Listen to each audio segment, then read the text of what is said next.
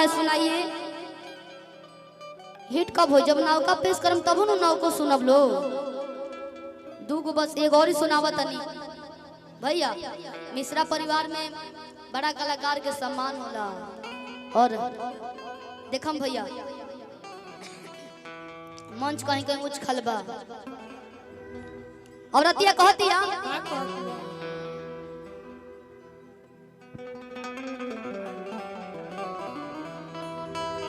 जन कवन विचार में बहेला खाली हवे जाए के कहेला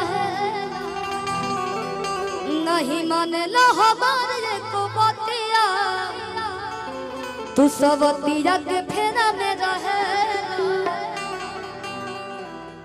ये गीत के चौहान जी लिखले बनी। यहाँ के जितना भी गीत लिखले बनी नैया डोले चित बदली गरैया मछरी गोदानवा काला साड़ी कितना गाना पड़ी से लाल घाघरा धनिया ये जान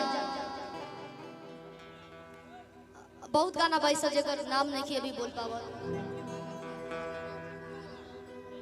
बहुत गाना बाई से यहाँ के ये गाना के ऐसा कंपोजिशन बा खोखा भैया अंकेश भैया और वीडियो भी अलग कल गई बा।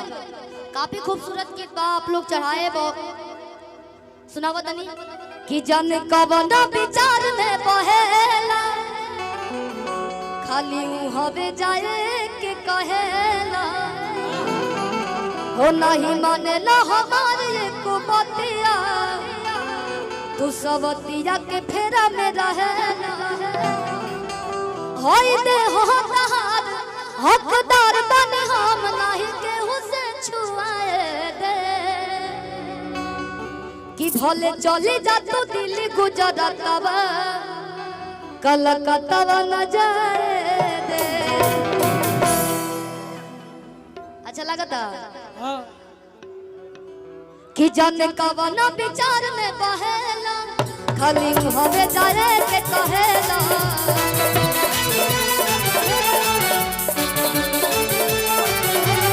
हो नहीं मानेला हमारे को बतिया तू सबतिया के फेरा में रहेला।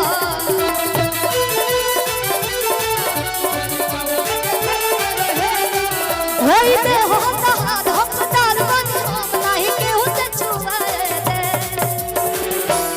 कि भले चली जा तो दिल्ली गुजरातवा हो भले चली जा तो दिल्ली गुजरातवा कलकत्ता न जाए दे भले चली जा तो दिल्ली गुजरातवा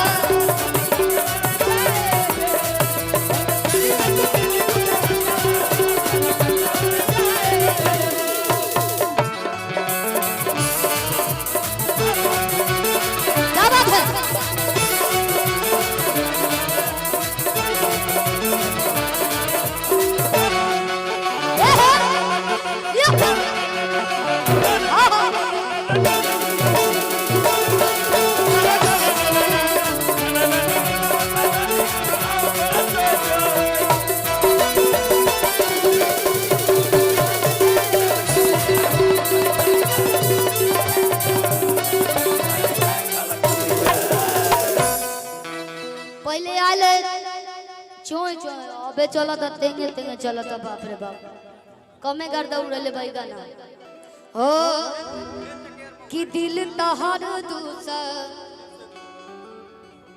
हेल्थ केयर फार्मा कहाँ गई? हाँ फार्मा क्लिनिक महुआरी चौराहा की तरफ से ढेर सारा आशीर्वाद। अगर कोनो भी प्रकार के दिक्कत परेशानी होके भैया से संपर्क करी कि दिल तहार दूसर राह से जुड़ जाई हो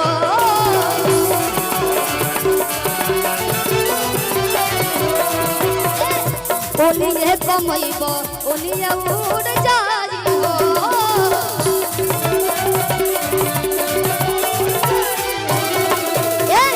दिल तहार दूसर राह से जुड़ जाई हो ओलिए कमैबो ओलिए उड़ जाई हो।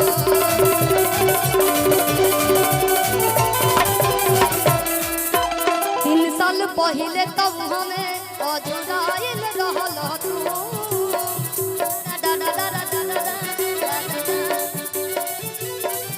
अरे खाके चित बदली है पगली के भुलाइल रहल तू खाके चित बदली है पगली के भुलाइल रहल तू अरे भइल रहे बड़ी भारी खतवा न बुआ दादा रे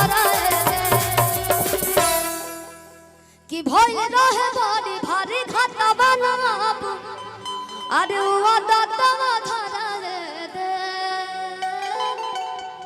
कि भले चली जा तू दिल्ली गुजरातवा कि कलकत्ता न जाए